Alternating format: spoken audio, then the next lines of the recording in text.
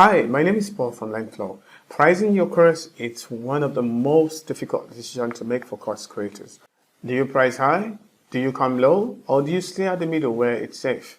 Today, I'm going to be showing you how to price your course using these 5 best tips. That's what you're going to be using. Using these 5 best tips will tell you how to say, this is my price to your audience. So let's go. So the first tip about pricing your course is that you have to gather online data. Marketplaces like Udemy, Teachable, Skillshare are good places to gather data and research different price points. There are tons of persons who are creating similar courses for similar niches like yours, and so they've come up with this pricing. See the persons who are selling the most in those categories on this platform. Remember, online places like Udemy, it's way cheaper than self-hosted courses. So go ahead and check, research, dig deep, and see how people are pricing your courses. Put it down, all the information you're getting, write it down in a place where you can find it, where you can go over and check it out. See courses that are related to what you're doing and note all the prices down. Number 2, you have to specify the level of your audience. If you're doing a beginner's course, then you have to know how much it's going to cost. If you're doing an intermediate level course, then you have to think about who are my audience. Then that means your audience, they must be a bit experienced, they must be a bit successful in whatever you're doing. Advanced course, they always cost the most because now you're talking to a very experienced audience. People who have moved from the beginner level to the intermediate level, and now they're advanced in whatever they're doing, and so they want to get more knowledge, they want to know more things. And so, since they're already successful, they will likely pay more money for whatever you're offering them. Whatever you're offering them just needs to be very good, and it just needs to suit their taste for them to buy. So specify your audience level and create a price point that's good for that audience level.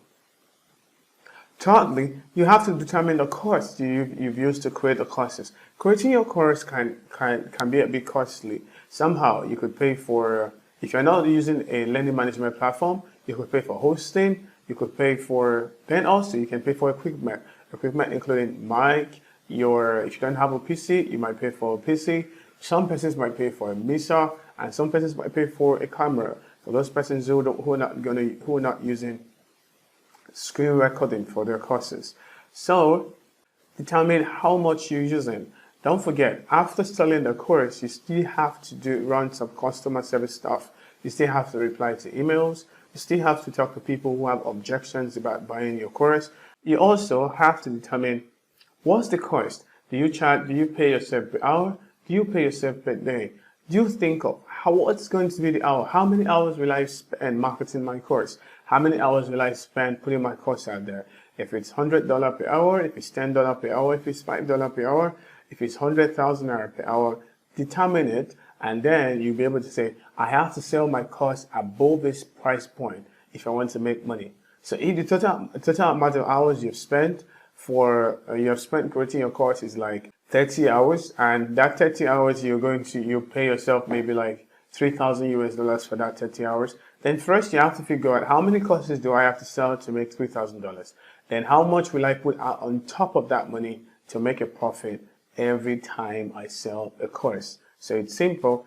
Think about all the costs you would incur before figuring out your price point.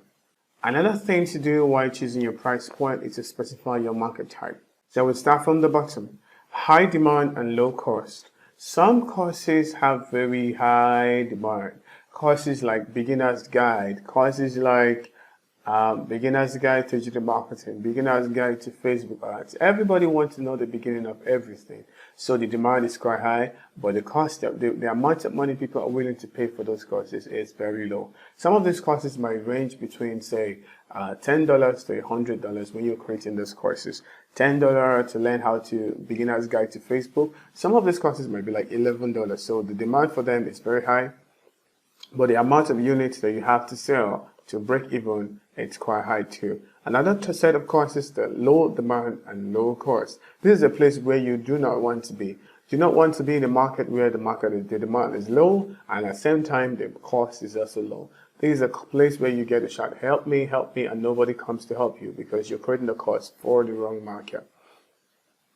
Another part is the high demand and high cost. This is the place where you want to be. You want to create courses that you want to create a course that the number of persons that have such problem is very, very high, and the amount that you can sell it to for it's quite high too. For example, how to make money courses, how to use X and Y to make money, how to use X and Y. So these are kind of courses that are either helping people save money, helping people make money, helping people achieve a particular goal. If you're helping people achieve a goal, a huge goal, then they will likely pay a high cost for it. Everybody wants to achieve a goal. Everyone wants to save money.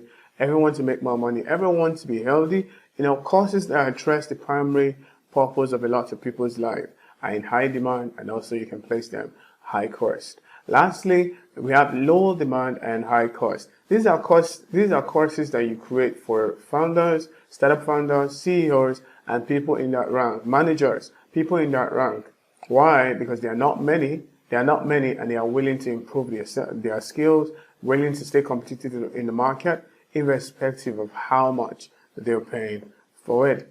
So another thing to do is when you're pricing your course, is to determine your audience relationship. People buy from people they know. It's something that you must understand and you must put into cognizance in whatever you're doing. People buy from people they know. People do not buy from people they do not know. Take a look at your email, take a look at your social media pages, take a look at your blog articles, and rate the engagement on a scale of 1 to 10. 1 being no engagement, little or no engagement at all, and 10 being so much engagement. If you fall between 5 to 6, then you're good. Then you have a good relationship. But if you fall below 5, then you have to improve the relationship before selling anything to your audience. The more engaged your audience is, the more likely they're going to spend money. The more likely they're going to believe that you can solve their problem. The more likely they will believe that you'll be able to help them come out from whatever situation you're in.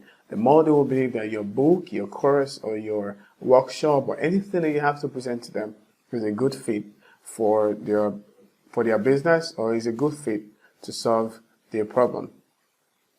So bonus. It's a good thing that when you're selling your courses, when you're pricing your courses, you can offer 3 different values, 3 different price points.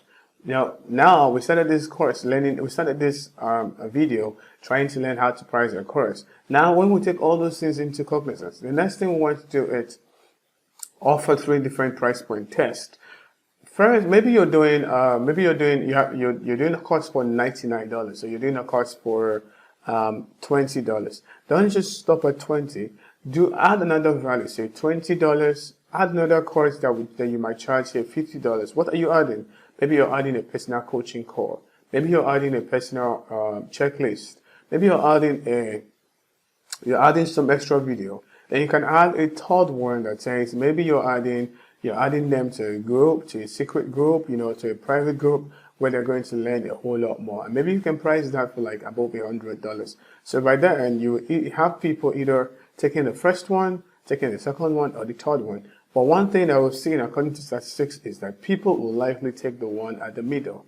Why? Because it's affordable, they're getting something extra that they're not getting in the first package, and so they will likely stick at the middle. But surprisingly, a lot of persons will also go for the best price point because they think they're going to get everything. So this way, you would have, if they buy the first course, if they buy the first, they go ahead with the first price point, you'll make money, but not so much money. If they go with the second one, you'll make more profit. And if they go with the third one, you'll make a lot of profit. That's the way it works.